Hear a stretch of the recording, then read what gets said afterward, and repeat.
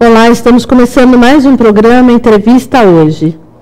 O autismo é uma disfunção global no desenvolvimento de uma criança e provoca uma alteração na capacidade de comunicação do autista. Ele tem dificuldade de socialização, não conseguindo ao longo de sua vida estabelecer relacionamentos e também apresenta alterações no comportamento, não respondendo apropriadamente. Para um bate-papo sobre esse assunto, eu convidei a Simone Gadotti, que é associada do AMA, entidade que ajuda os pais.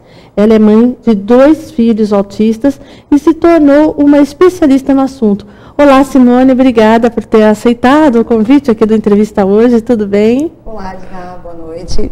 Primeiramente, eu que agradeço, é sempre bom poder vir falar de autismo, esclarecer, que é um tema tão ainda controverso, né? As pessoas ainda têm tanta dificuldade em entender, então é sempre um prazer poder vir. Ah, que bom, vai ser muito esclarecedora a nossa entrevista, tenho certeza. Tomara. O autismo não é considerado uma doença, até porque não aparece em exames. Como é considerada, Simone? Então, o autismo é considerado um transtorno do desenvolvimento. Ele afeta a interação social da criança e a fala, a comunicação em si, né? Então, ele não aparece em exames realmente, tá? E uma das maiores causas do autismo, agora a gente já pode falar com toda certeza, é genética. Por isso que há tantas crianças, irmãos, né, com o espectro. E quais são os sintomas? Como se percebe? Então, em bebês a gente já consegue perceber. Aquele bebê que mama e não faz contato visual com a mãe, o bebê que não gosta muito de colo, que não gosta de abraço, o bebê que mexe muito a mãozinha em movimentos circulares, ou o pezinho e fica encantado. Aí a criança vai crescendo e vai desenvolvendo gostos muito peculiares. Ele não brinca com os brinquedos do mesmo jeito que uma criança neurotípica, né? Ele pega o carrinho e não brinca de empurrar, ele vira o carrinho e roda as rodinhas, e aí ele fica encantado com aqueles movimentos, né? O ventilador de teto, a criança fica horas olhando.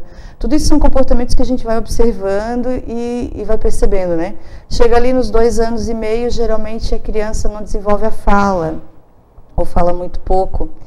Ou tem aquela criança que tem o autismo que a gente chama de autismo regressivo, que vem se desenvolvendo normalmente, chega nos 2 anos e meio, para de falar. Para de abanar, não dá mais tchauzinho, não responde ao olhar, né? Não olha quando é chamado.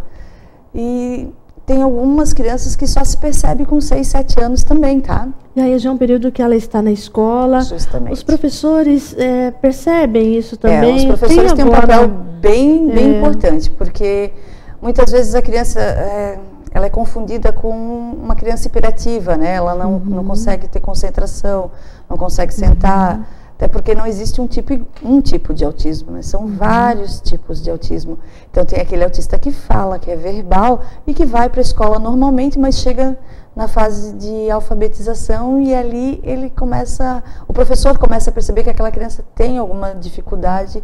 E aí é importantíssimo um professor, quando ele suspeita que tem alguma coisa errada no desenvolvimento dessa criança, avisar a família, né? Claro, sem dúvida. E como você soube que os seus filhos eram autistas? Por meio de uma professora que desconfiou que o meu filho mais velho, na época, então, com 6 anos, ele ia muito bem na escola, tinha boas notas, era uma criança praticamente normal, vamos dizer assim.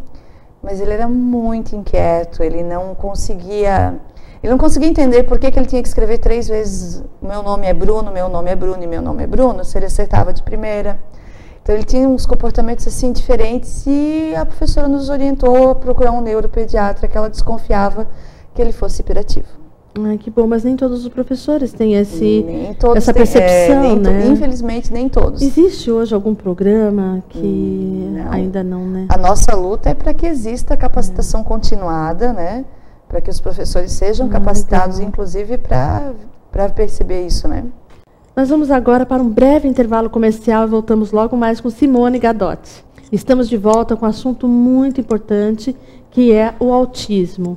Simone, como os pais e familiares, os autistas devem lidar com a situação? Então, assim, a partir do momento que você descobre que você tem um filho autista, mesmo depois de todo o choque, assim, é importante que você levante, procure informação. A nossa maior arma ainda é a informação, né? Sim. E procure urgentemente começar as terapias. Quanto antes você inicia a terapia, melhor é o prognóstico. Claro. E quais são os tipos de terapias, então, Simone? Um dos mais importantes é a fonoaudióloga. Tá. E uma das coisas que é muito importante a gente salientar é que os terapeutas trabalhem em conjunto. É fonoaudióloga, é a TO, a psicopedagoga, psicóloga, sempre acompanhado por um neuro também, né? Um neuropsicólogo, né? Um neuropediatra. Sim. E é importante também que essa equipe de terapeutas trabalhe em conjunto com a família e com a escola. Não adianta você esperar que você coloque seu filho na terapia 2 vezes por semana e que a coisa vá fluir. Não vai. É preciso fazer um trabalho família, terapeuta e escola. Só assim a gente consegue bons resultados. E é sempre bom lembrar que os resultados são demorados. Infelizmente, os resultados são bem demorados. É um tratamento a longo prazo, então é importante não desistir daquela criança, é importante acreditar numa melhora, ela vem, é demorado. Eu sei, eu estou há 6 anos nessa luta. E eu sei o quanto é frustrante você sair de uma clínica e teu filho ter passado a sessão inteira chorando, mas não desistam, porque realmente é assim, é difícil, mas vai chegar a hora em que seu filho vai entrar feliz da vida naquela clínica. Meu filho hoje em dia ele entra, não importa o terapeuta que está na porta, ele vê um terapeuta, ele vai. Ai, que bom, importante ele ser feliz, né? E isso assim, eu acho que é uma das coisas que é mais importante frisar. Não espere que o seu filho caiba naquele rótulo que todo mundo bota. Seu filho, ele vai ser uma criança perfeita. Ele tem tudo para ser uma criança perfeita para você. Você tem que aprender a olhar para ele e aceitar ele do jeitinho que ele é. E fazer ele entender que não importa que ele é diferente.